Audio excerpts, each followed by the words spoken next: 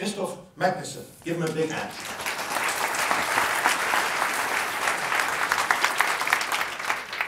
Thank you so much, Franz, for the nice introduction. Good morning. I actually didn't look up and look backwards and see what was happening in the room when I came here. It was empty and now it's full. So I tried to prepare something, but I'm quite known for I throw everything over and make something else once I'm closer to the day to give the speech, because I get this feeling about what could be helpful to share. And what I want to share is what I do with my business is actually we provide tools. I just heard Office 365 and all that stuff, and people think, hey, you implement communication tools. That's some of what we do, but it's far beyond that. And I was asking myself, where does that come from? Where did I have the passion in recognizing how communication is changing and what can it do in digital transformation? When you talk about business models, when you talk about customer experience, and you talk about the operations. So what actually is driving within a company. And then it dawned on me, do you remember the time when we were sending faxes? Who's still remembering that time? I was here on Sunday and I met my friend Chris. He's originally from Vancouver, but he was in Amsterdam for his retreat. And I flew in to meet him. I know him for almost 22 years now. And Chris and I were letter friends. So when I was 13, I wrote the first fax to Chris. And Chris also received my very first email. And I found one of the faxes a couple of days ago. In '98, Chris was replying with a fax. Dear Christoph, how is it going? Of course, that's what you ask all the time. Did you get my email? So we were using fax as the major communication tool and then actually switching to email. But back then, email was not the reliable tool. I think these days what we would do is we would send a WhatsApp and say, hey, did you get my email? Could you please reply to that? So what I'm talking about here is like how communication changed and what it does to us. And that's a big, big thing. And in my company, I have the pleasure, I have 2 managing directors who let me do everything I want to do, my total creative freedom. As Franz said, in my heart, I'm a filmmaker. In my heart, I'm a creative guy.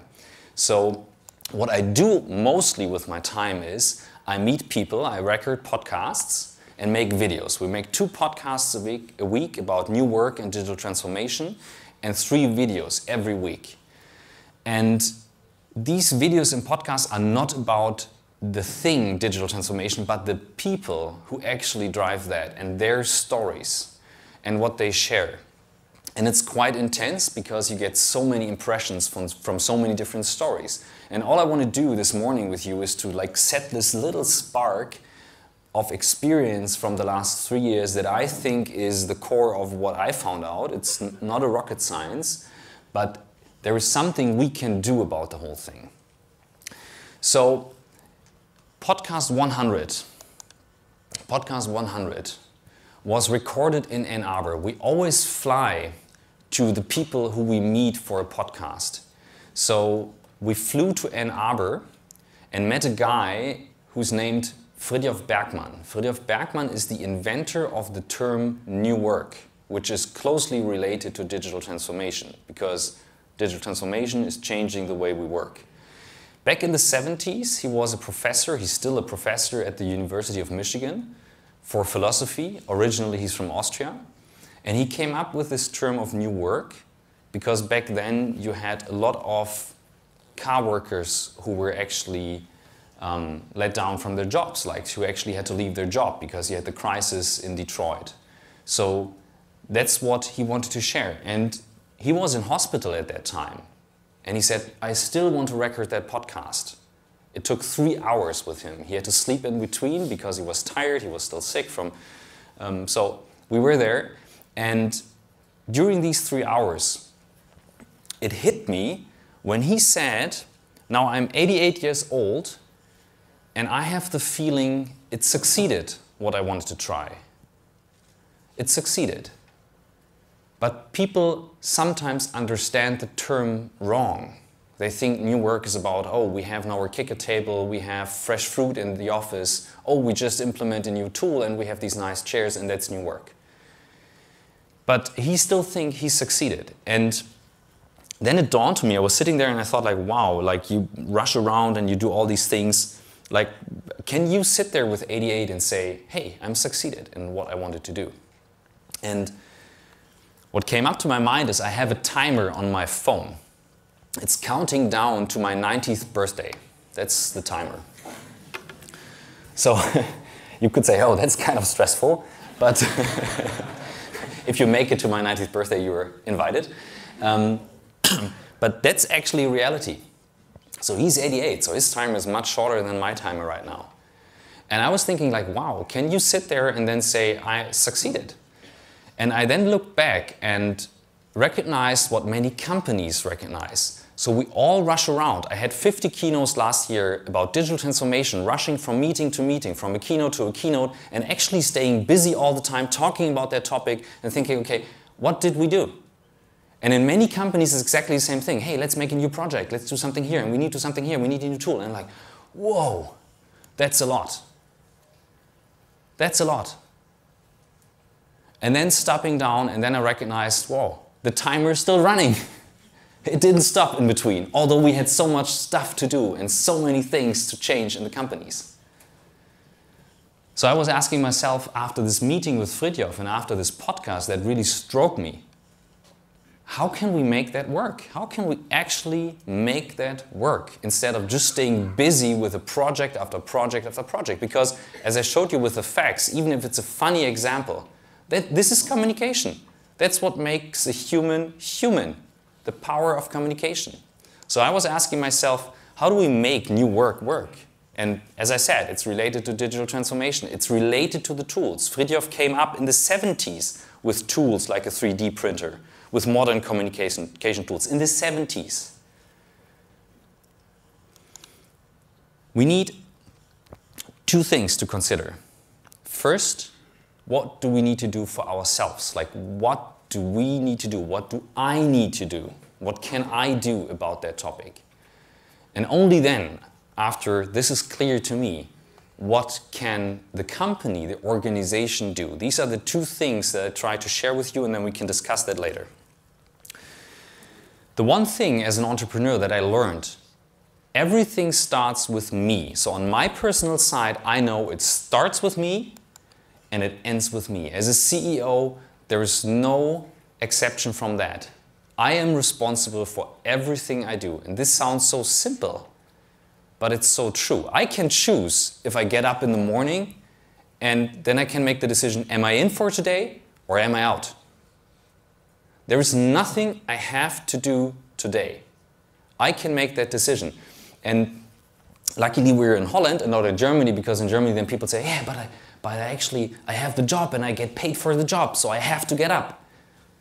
I say, no, you don't have to get up. The only two things in Germany you have to do, you have to die at a certain point and you have to pay taxes. But you don't have to do anything. You can make the decision. And that small decision is a big difference if it comes to projects or to stuff that we work on. And Frithjof, when he shared that, he had so many different jobs. He had 19 different jobs when he came to America. Like, he was unloading trucks, he was working in the harbor, he was working as a boxer, he was working as a professor, many different jobs. And you could say that's a completely fucked up career. But it's not. It's actually what it's about. He learned many different things. So when we think about that, one thing came up to my mind that is about me, which is called flow. Who has heard the term flow before? Who could describe exactly how flow works? Okay. So here's the thing. Flow is related to me as a person. It's very important when it comes to what we are in right now, the transformation. And I made a video about flow. This was while I was hiking in Mallorca with a friend of mine and his son. And his son, Robinson, is 13, I think, back then. And I asked him on the camera, on the spot, the same question that I just asked you about, do you know what flow is? Robbie, you know the concept of flow as well already. Yeah. How does it work? You have challenge, the rate of challenge and the rate of skill. If you have low skill and high challenge, you're very stressed and don't know what to do. Then you have high skill and low challenge, you get bored and you've got everything under control. There's enough skill and enough challenge where you're just right. And then there's low skill and low challenge where you're bored as well. And I'm like, holy shit. I'm like, where did you hear about that? And he said, we learned that in school. I'm like, what? That's insane. Like, you learned that in school? I read a book in university, but just because I wanted to buy that book. And this concept is so important. There are two things included that are so important for digital transformation. Number one is my skills. What are my skills and how do I communicate them? But more important, the challenge. And we forget about this challenge because we have this thing called the comfort zone that we are in. And we can be in this comfort zone at home, but also in an organization. And for each of us, the comfort zone is defined in a different way. And we think that once we step out of this comfort zone, it just broadens a little bit to the side and that's the new horizon then. But I don't know what it's about you, and everyone like needs to listen to themselves and ask themselves the question, but my experience, once you step out of this comfort zone, it's more like a paper towel that you actually unfold. It unfolds to all directions, exponentially. This is why challenge is such an important factor when it comes to transformation. You all feel this in everyday work. Let's say you're a large corporation and you implement a new tool. Everyone's like, that doesn't feel very good. We did it this way all the time and we worked for such a long time like this, and why do we have to change this now? That's exactly this feeling you need. It's like training for a marathon. You can feel your muscles, you get sore, it's training. But in the end, it's good feeling. And that's about stepping out of this comfort zone. That's why this is so important. And you have to know this for yourself. And that's a key skill these days. So that's why trial and error is actually what makes an expert. So in the old days, I heard at university, one of the fathers of a friend of mine in St. Gallen said, oh, now you're out of university and now you have to specialize. Now you have to stop playing, you have to specialize for a certain thing. And this is more wrong than ever these days. Because nobody knows in which direction it will go. Nobody has the answer for what is the right business model. Just look back on examples like Nokia, BlackBerry, Kodak. There were so many examples out there. They all knew. They knew, Nokia for example, that the key thing to a smartphone was the operating system. And it's not that they were hit by the iPhone completely surprised. They were the most valuable brand on the planet back then. They knew what would happen. But organizational-wise, they made mistakes. There's a whole video on that on YouTube out there. It's very good. So trial and error is what's so important. And then communicating the skills you have and knowing what is my comfort zone, where do I need to step out. So my side of the transformation is the most important side. If we go over to the company side, we then make the mistake that we assume that an organization is responsible for my career or what I should do. And that's a big, big mistake. I think the chief talent officer from Netflix actually summed it up in a quote, no better than anyone else, saying it's a wrong expectation. What the company is about is the partners and customers. That's the only thing the company is about. And the mistake we make is we think, oh, we have to change the organization to attract new employees and we have to be attractive to them and the war for talents. Bullshit. The only thing we have to care about is the customer and how to be good to the customer and to our partners. We are responsible for our career, not the company. So what can the company then do? What is the thing that we learned from the last years and the different projects? And we actually learned one thing. The key is transparency. Why is that the key? Why is transparency so important to tools? We talk about digital tools. Like, why is transparency so important? Take an email, for example. We send out an email, and then we can make the decision, we reply to all, or we reply to one person and take someone off that email without giving notice. This is like leaving a meeting without giving a notice. And with that small step, we took off transparency of that project. Using email in the correct way would be like, okay, we're the project team here, all together, and we would have one email address, frankwatching@ whatever the project is called, .nl.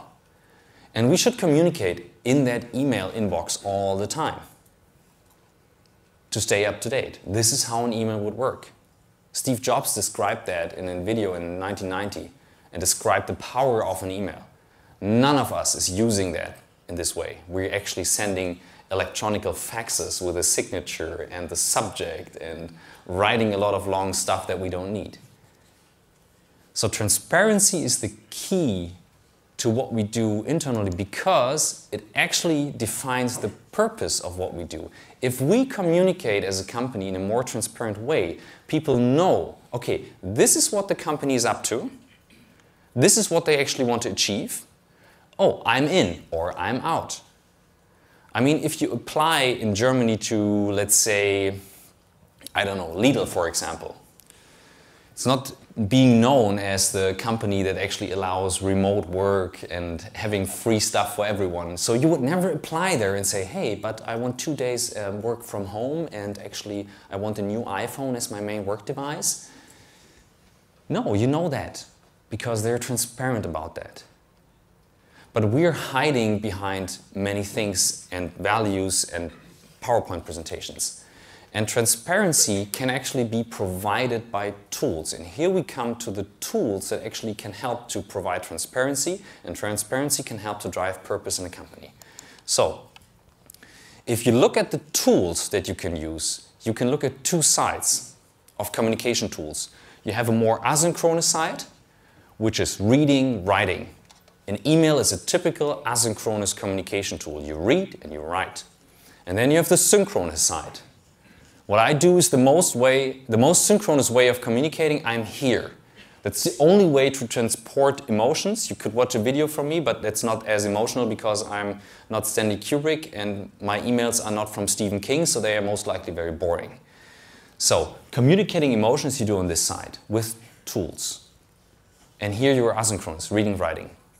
The difficulty, and you have different tools here, for example, Slack and WhatsApp are a mix of asynchronous and synchronous communication. Microsoft Teams from Office 365 is a mix of these two worlds because you can bring together asynchronous and synchronous side. The thing is, these tools communicate in a different speed.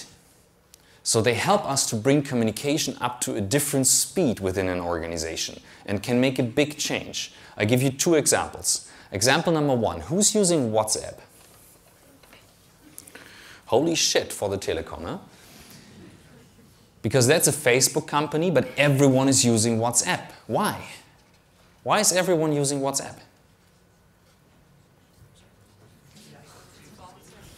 It works, it's fast, it's always there. Like, it's reliable, everyone uses it. Oh, you can send pictures, and also my dad knows how to send the location. Yes, it works. It makes communication very fast. The interesting thing is, and that's different to 20 years ago, we have the better tools at home than in the company. We communicate much faster at home than in the company. Who is part of a WhatsApp group? And who's annoyed that this group is continuously sending stuff? And who is responsible for staying in that group? So that's the thing. Tools like WhatsApp or Microsoft Teams or Slack change the communication to a much more mobile way. But you are part of a certain group. And other than with this email where you're in or out, you can choose by yourself if you stay in that group. And once you're in that group, you get all the information all the time. Transparent, super fast, on a fingertip. And if you compare that to how we communicate in a company with an email, and then we make the decision, do we put him in CC? Do we take him out? Do we actually provide the file, or do we hold it back? This is complete politic bullshit. At home, we do it completely the opposite. We organize a bachelor's trip or a sport trip via WhatsApp on a fingertip. And this is why this is a workplace revolution taking place in the operations, just communication. As I communicated with Chris via fax back then, and now via WhatsApp. We just don't see it because we sit in the middle and watch it starting to get warmer, warmer, hotter, and then boiling. We don't see it. And that's important. With Office 365, as I said, Microsoft Teams is the most potential tool of that suite. And we work for many large organizations in Germany. And mostly, the IT department, and I don't say they're responsible, make the decision, hey, we leave that tool out because we have email and it's fine, and luckily now it runs in the cloud and it's good. This tool is the most potential tool in that suite because it does what WhatsApp does, and every one of you is using that, and you could bring that to the workplace. And this transparency that you get out of it helps to transform. And we do that for more than 10 years now. I can tell you from my experience, it helps to transform. It hurts, it gives you these sore muscles, but that's leaving the comfort zone. Second example, the workplace itself. The office on the very far synchronous side is just a communication tool. What we have here is just a communication tool. Nothing more, nothing less. We build offices to have a statement, to transport values or anything. The office is built for actually helping people to meet and build relationships. And it becomes more important in a digital world where we have so many digital connections, we actually need more of the physical connections. As human beings, we need these connections to build our brain cells. But the mistake we make is that we say everyone has to be at the office at 9, and then we go to the office and we take one of these large black screens, boards that we hide behind, and then we start typing, and then we try to rush to the toilet once in a while and hope that nobody sees us on the way and on the way back to get back to our work. And this is actually how we use the office, and it could be a very powerful leveraging communication tool with different options of socializing, educating, or as a friend of mine said, you shouldn't say educating, that's an old way, you say teaching because it's more interactive. So this whole interaction is changing, and we leave that aside when we focus too much on the communication tools. And as I said, we implement communication tools, but for us, the office is a super important tool. So if you look at the scale, asynchronous, synchronous, there are so many tools, there are thousands of tools out there, but working through that, you can make decisions of how do we actually want to work together, how do we want to collaborate, and this actually defines our purpose because people can see in a transparent way, oh, this is what they're up to, I'm in or I'm out. So that's why I met the founder of Slack. Slack is actually the blueprint for Microsoft Teams, and Stuart Butterfield said, my job as the CEO is because of that, and that's the only job he has to take all the obstacles out of the way for his people. That's his job. And that's what he does by providing these tools. And we just, I don't know why, but we stay busy with leaving all these different projects and obstacles in the way. And I don't get it. It's simple as that. The question is just now, how do you bring these two sides together? How do you bring what you do as an individual for the transformation and this transparency part together in an organization? And the difficulty is that it's different for each organization because neither new work or digital transformation is a one-man show.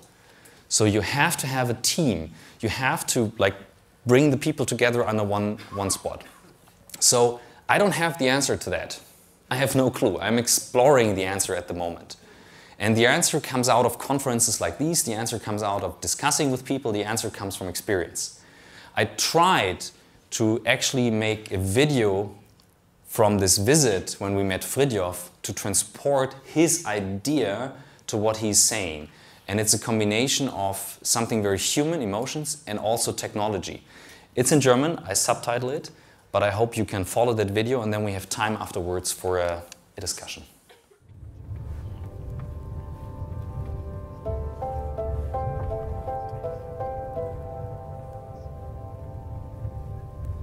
Guten Morgen. Guten Morgen, guten Morgen. Hallo, Michael. Schön, dich Große zu sehen. Freude. Ist ja wunderbar. Wir treffen uns. Ja. Wie ihr mir die Gelegenheit gibt, zu beschreiben, was ich versuche, dann. Das wollen wir.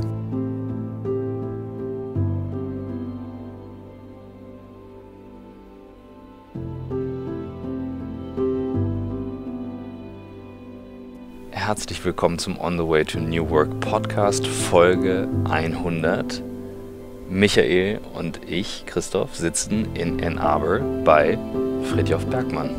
Ja, und der Frithjof Bergmann ist ganz glücklich, dass ihr bei ihm seid.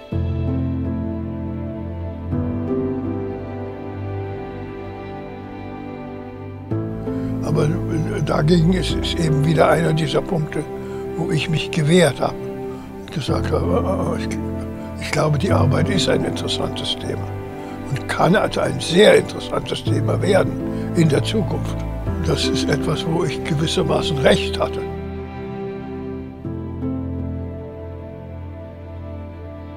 Jetzt bin ich 88 Jahre alt und ich habe das Gefühl, nein, es war nicht ein Fehler. Es ist geglückt, trotzdem ich jetzt 88 bin. Also das etwas zu tun, das einem Angst macht. Und eben zu sagen, okay, macht Angst. Schön, gut, darf dich nicht besonders beeindrucken. Für mich ist der Gedanke, dass etwas einem Angst macht, macht mir keine Angst.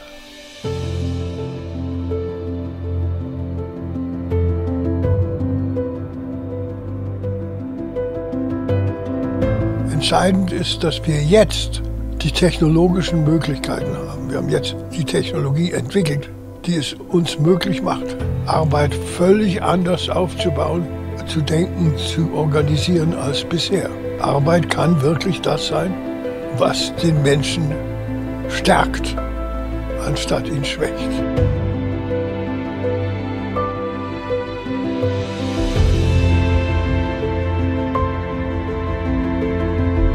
Das ist im Grunde genommen einer der Hauptgründe, warum ich ganz einfach gesagt so sehr dankbar bin, dass ihr jetzt hier seid. Weil das ist jetzt die Gelegenheit, das dazu zu bringen, dass der Modebegriff neuer Arbeit mit dem Gegenteil von dem konfrontiert wird. Und dass etwas ganz anderes wirklich die Absicht von allem Anfang an war.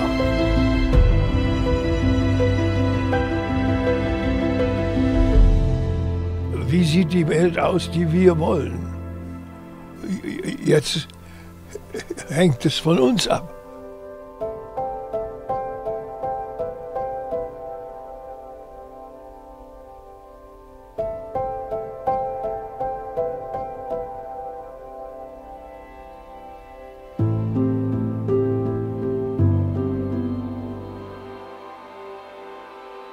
Thank you.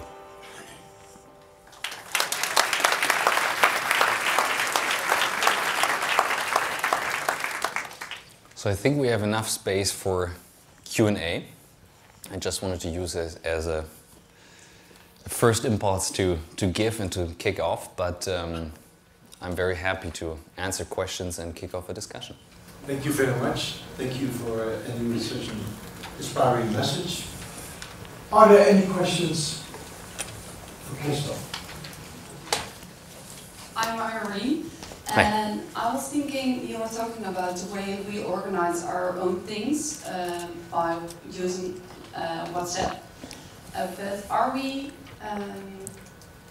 do we know enough about privacy and security to bring that to work? No, we don't. But for example, that's one of the big topics we have, because trust, if you look at these companies that sell these services, I always say, they are not selling a service, they sell trust. Salesforce is selling trust, Google is selling trust, Microsoft is selling trust, even Facebook is selling trust. And we all know how much it can hurt if we lose the trust. So you're addressing a very important point. We don't know it. We teach people to know that, like part of these YouTube videos, and as you can tell, maybe I'm a creative by heart. I love what I do, so I just use the videos to like put my hobby into the company. But we also make them quite creative about like, okay, what is the difference between privacy, security, an emotional decision and a strategic decision. As a company, you have to make these different 4 decisions. And I give you one simple example. We have CEOs, they sit in the room and we have the meeting and they say, we cannot work with Google. I mean, in the Netherlands, you work a lot with G Suite, for example. Big thing. And you guys are much more open to that. I think even the police in Holland is working with G Suite. So they say to me, we cannot work with Google. It doesn't work for us because it's not a trustworthy company. And then I look on the table at the desk and there are iPhones all over. Because as a CEO, usually you have the iPhone 10, of course. Then I ask, okay, interesting. Who has the cloud backup active? Of course, everyone has that because you need that as a backup. And then I ask them, okay, where does Apple store the cloud backup? Well, in the Apple Cloud. There is no Apple Cloud yet. They're working on it. It's stored in the Google Cloud. So the problem is not the technology, the problem is how mature are we with that technology. And it's like with basic sexual education in school, you have to know the basics. For example, two-step verification. It's like the condom of the internet. Everyone should know two-step verification. Who does not know what it is? Honest answer. What two-factor authentication is? Who does not know what it is? Everyone knows it? It's good. Then you're all educated. In Germany, you have lots of hands up and saying, oh, I don't know what it is. Everyone should use that. If people say, hey, my Facebook account was hacked, no, it wasn't hacked. It was because you didn't have two-step verification active. Facebook has like 600,000 attacks per day. Per day. So it's just a question of time. Very good question, and that's why we have to provide that knowledge to a company. Thank you. More questions? Hi, my name is Petra. Hi. And I wonder what are your thoughts on the information overload? Because recent study in the Netherlands showed that almost 1/3 of employees experience a higher information overload, almost unmanageable on a work day.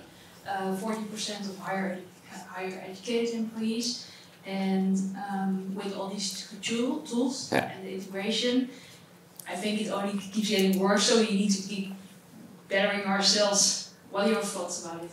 I'm very passionate about that. I think I have minimum like 20 videos about that out there already. It's different aspects of that topic. So again, quick question for you guys. Who has a smartphone? Usually there's one in a room without a smartphone. Who's the one without the smartphone? Okay, again, we're in the Netherlands. You guys are quite ahead. Okay, so everyone has a smartphone. Who has no notifications running? Meaning, nothing is popping up, nothing is vibrating. You don't see a little 1, 2, 3, 4 with your emails. Okay, here are the few. Okay, for the other ones, how often do you look per day on average on your phone? 2,000.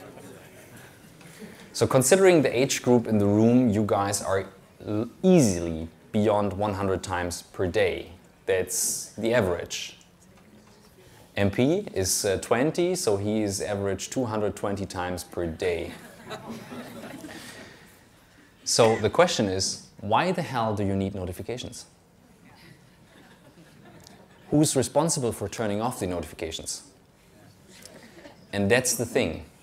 That's why I was so keen on saying, what am I responsible for? Like, why do I need the skills for flow, but also the challenge for flow? And we teach people, you are responsible for handling the tools and turning off the notifications. I don't read news, but I of course heard that Notre Dame burned down because it reached me this morning. I don't read news. It makes me complete crazy and not focus on what I'm supposed to do. And I don't read my emails. I have an autoresponder running so that people remind me via other channels if it's important. It's too much for me. I cannot handle it. So each of you is different in handling information, but the one thing, like no notifications, try that for 3 days. It will change your life. Try for 3 days, no notifications. The phone is not ringing, not binging, not clicking, not vibrating, nothing. And you won't miss any important thing. Make up one rule. We have one rule that we never miss an emergency. The rule is called the 2 times call in a row. It's like this urban legend of the red phone between the Kremlin and the White House, which never existed. They actually have Twitter for that. But But I like this story of this urban legend, and we made it up in our company. So once you call me 2 times in a row, everyone I work with, private, business-wise, partner-wise, they know this rule. If I call them 2 times in a row, they call me as soon as possible back. If I see that there is a call during the keynote, right after the keynote I would call back. I would know it's an emergency. Even the kindergarten knows that. And this rule frees you from looking on your phone all day long. Try it for 3 days, and trust me, it will change your life. Very good question. It's interesting because I think you're in a position to make those decisions. You're the CEO of your own company. What would you do for other people that aren't in that position? Do you have any advice for that? I'm in the worst position because everyone wants something from me. Everyone pulls. So to come in that position to say, I want to make videos all day long and hold keynotes, I actually had to fight. Because doing this, our clients could say, why are you here? Why are you not with our project? Why are you making a YouTube video? Because it's worth sharing these ideas. So I had to fight for that. You can do anything in your position. I give you one example from an employee that we had in one of our last boot camps at Blackboard. He's called Harald Schirmer. He's from Continental, 200,000 people. And he's part of the digital transformation team. And he was annoyed about people printing all day long. Do you know these printers, these large things with a lot of dust on? Okay. He was sitting in floor 8 next to a printer. And everyone came there and printing documents, presentations, and then again and again and again.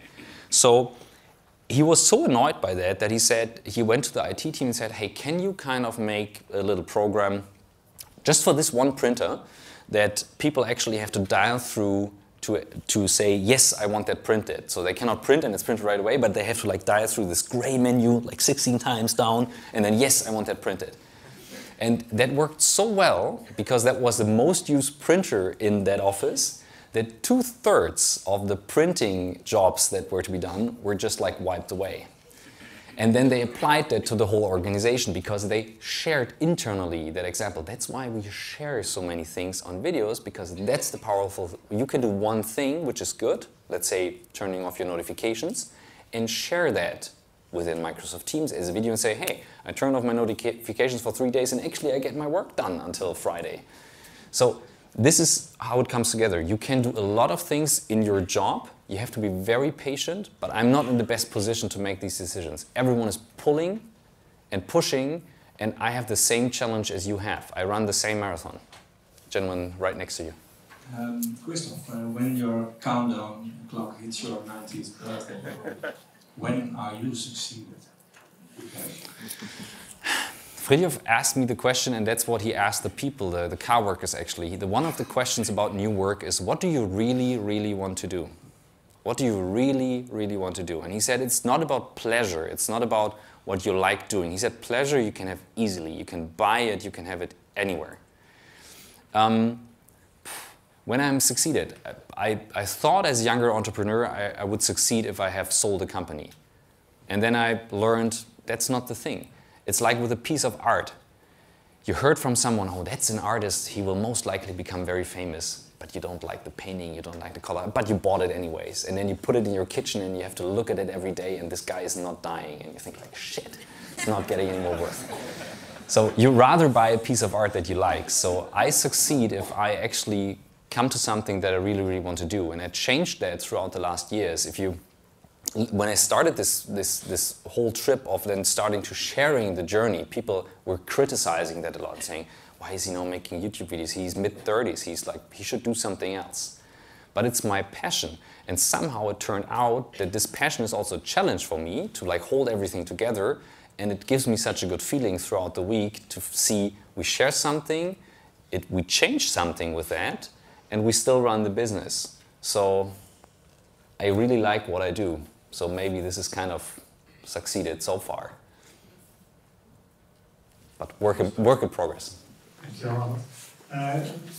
Thanks for your keynote, it's really inspiring. Thank you. I'm triggered by the term flow. I have a background in sports and top sports, so the term flow is used there a lot. Yeah. Would you say that it's an organization's responsibility obviously to help customers and partners, but also to remove obstacles so you can reach flow as an employee? Or it's not the organization's responsibility that employees can reach flow, because it has too much to do with myself. But removing the obstacles is a big thing. I never understood why organizations are not using CRM systems in the cloud. I have Salesforce running since 2003. That was like 2 years on the market, and to me it made complete sense. This is like removing an obstacle. I never understood why you not use Slack over email or Microsoft Teams over email, because it's more transparent.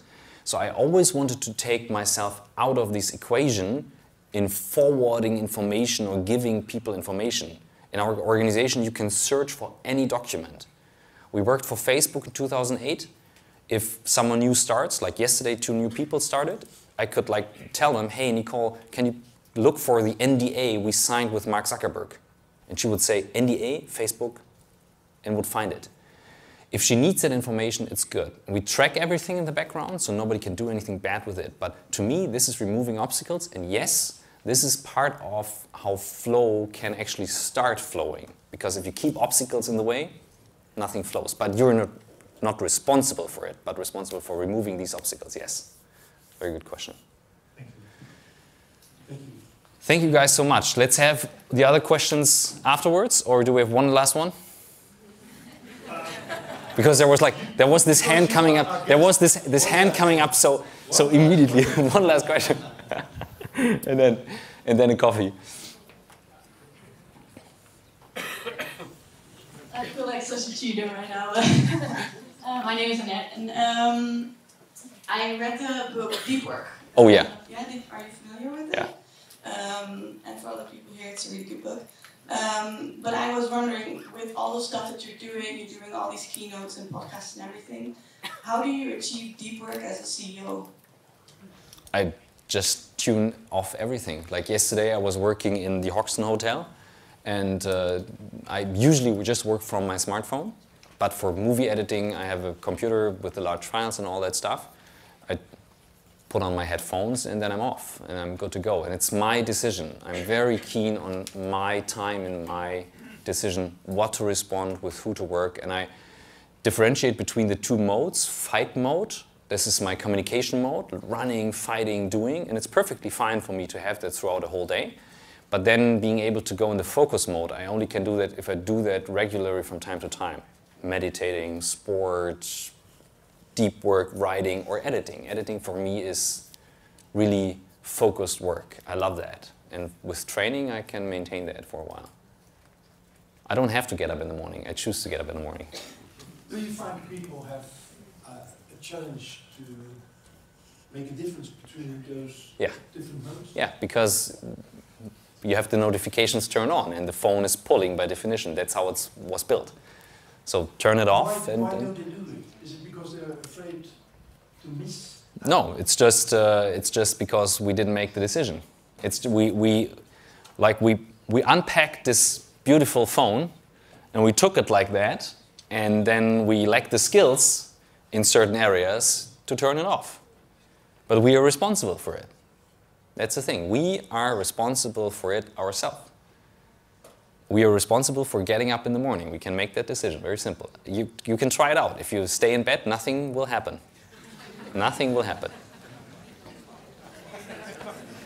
I Good. wrote down 3 messages. You are the CEO of your own life. That's your message. Oh, nice. Yeah, I like that. Work can make people stronger.